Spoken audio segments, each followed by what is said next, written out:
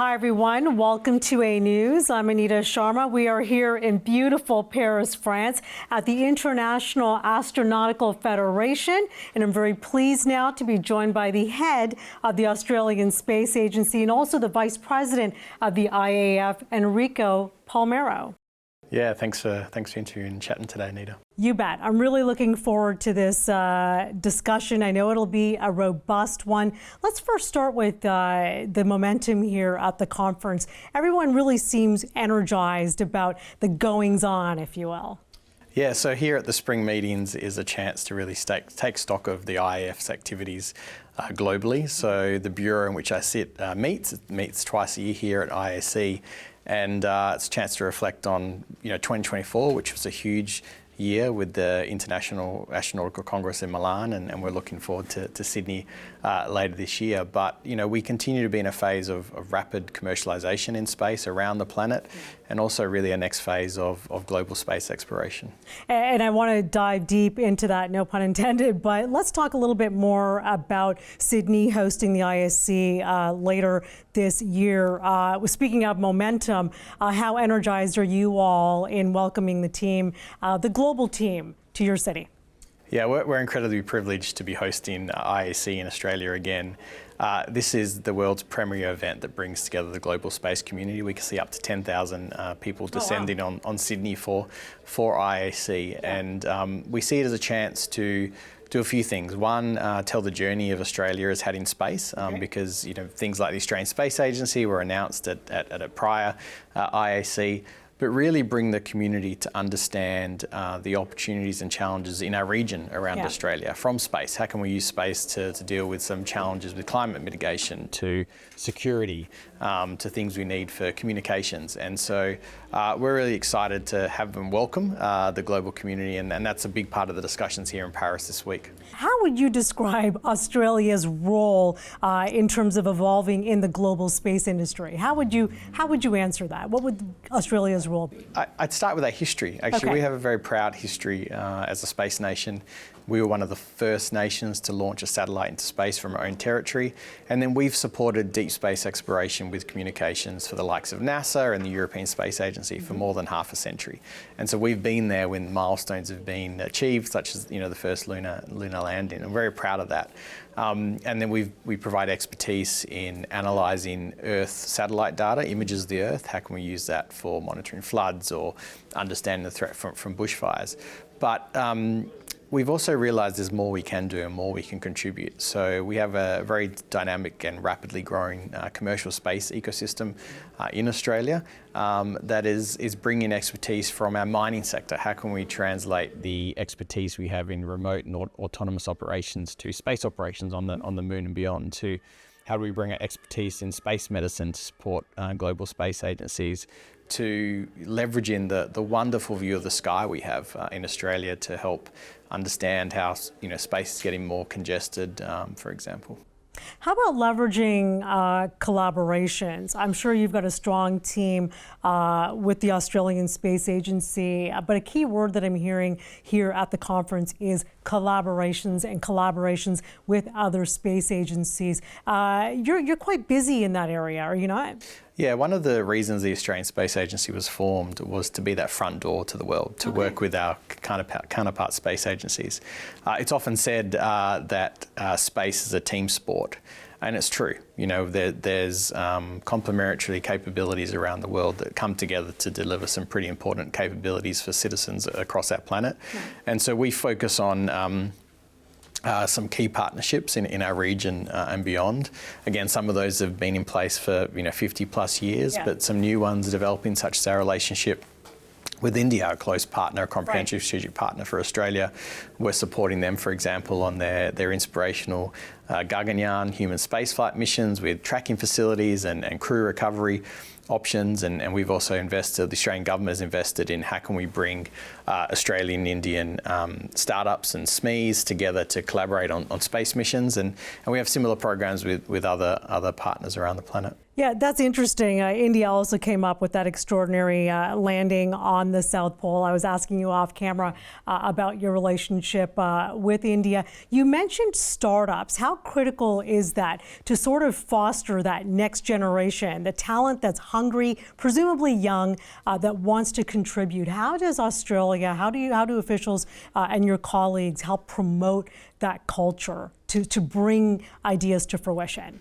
Yeah, so in Australia, I'd say today, the majority of companies and industry in our space sector are startups to small to medium enterprises, many on the precipice of scaling and driving revenue, and we've seen a considerable amount of private investment in our sector in the last 2 to 3 years.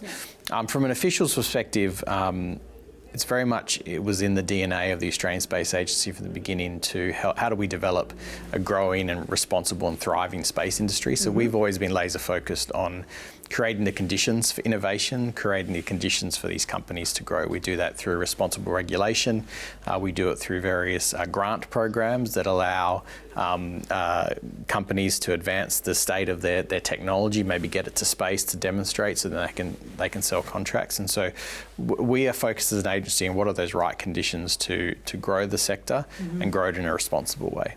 You know, collaborations are key, but there's also an element of competitiveness, right? Every country or every company, I would think, wants to be the first. They want to be groundbreakers with huge breakthroughs. How competitive is the environment in Australia vis-a-vis looking at your partners? A lot of your friends are here, but there's also that element of competition too, right? Yeah, it's a commercial market. Yeah. There's opportunity, you know.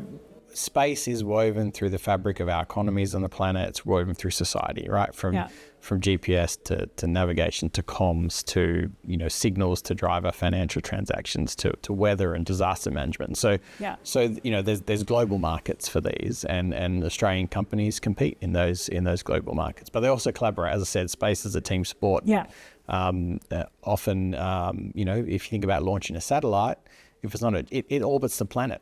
And so immediately overnight, if you're a small enterprise that launches a satellite space, you've got a global market access. And so it's really intriguing how you can activate that pretty quickly. Let's talk about a big enterprise. Let's talk about the Elon Musks and the Jeff Bezoses of the world. How do you reconcile private enterprise, industry with government? How do you bring those together? Can you bring those together to move forward and create something spectacular? Yeah, you absolutely can. I think there are some very successful models. So a program the US sort of launched in the early 2000s was Commercial Crew. And so this was NASA and the US government saying, hey, we want to be able to buy the services to get to the International Space Station and low Earth orbit versus have sort of government programs to lead that. And having that environment where there's a revenue stream or a revenue target really drives innovation. So the private sector can innovate much quicker often than government and do that quite nimbly. So I think there's a great partnership that comes together, and we're now seeing that extend into exploration in the solar system. What would you say, you know, you're in a unique role. It's an incredible role, right? Working here at the IAF. You all are just on the precipice and right in the middle of everything that is cutting edge, modern, and unknown. What excites you most about this industry right now? Well, that's a terrific question. I mean, I long-term space enthusiast, there's a lot that certainly excites me. I think... well, let me break that up then. Long-term, what excites you? Well, long-term exploration. Yeah. You know, we have demonstrated as a species when we went to the moon, the technologies that benefited Earth, right? So, you know, the Apollo program generated generations of scientists and engineers.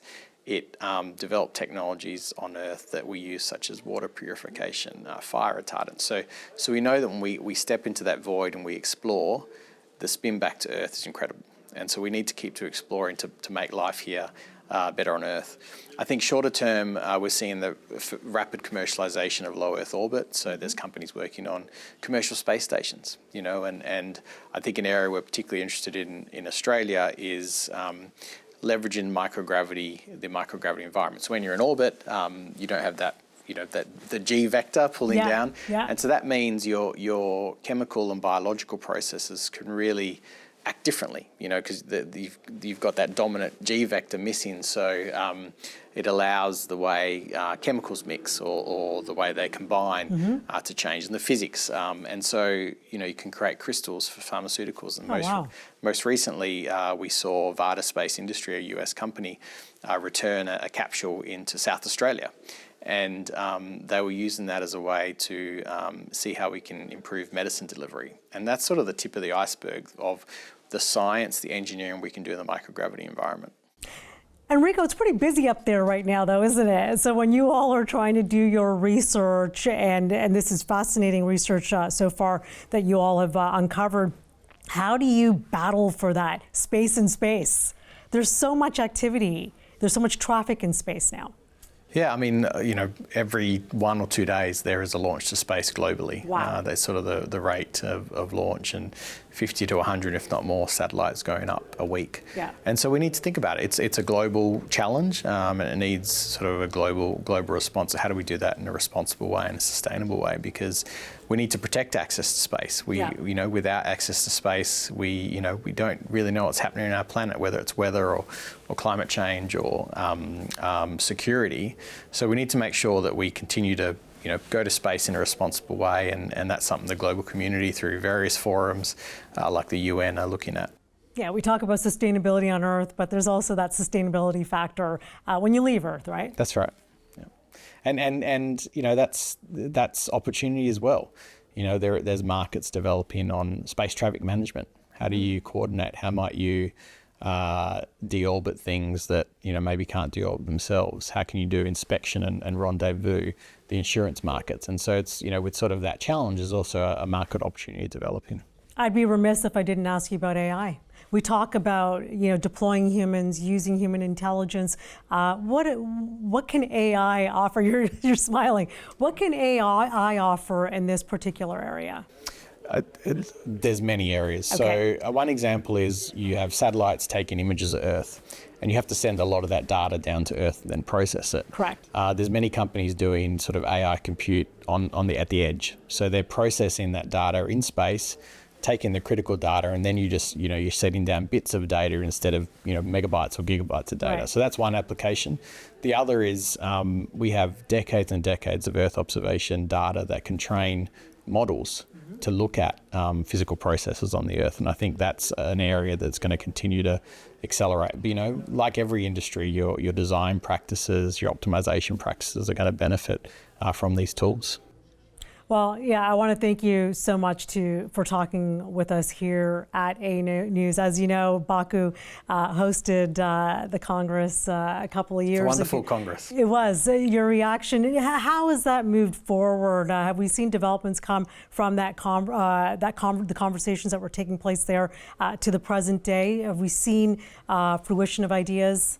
Yeah, very much, and a continuing growth in what the IAF's able to achieve in its mission through IACs, and IAC and Baku brought the IAF and the global community to a new country and celebrate that, and we're proud to be bringing IAC back to the Indo-Pacific region this year. Okay, and we'll be excited to be there as well. Enrico Palermo, head of the Australian Space Agency, also the Vice President at IAF. Thank you for your time, sir. Thank you very much.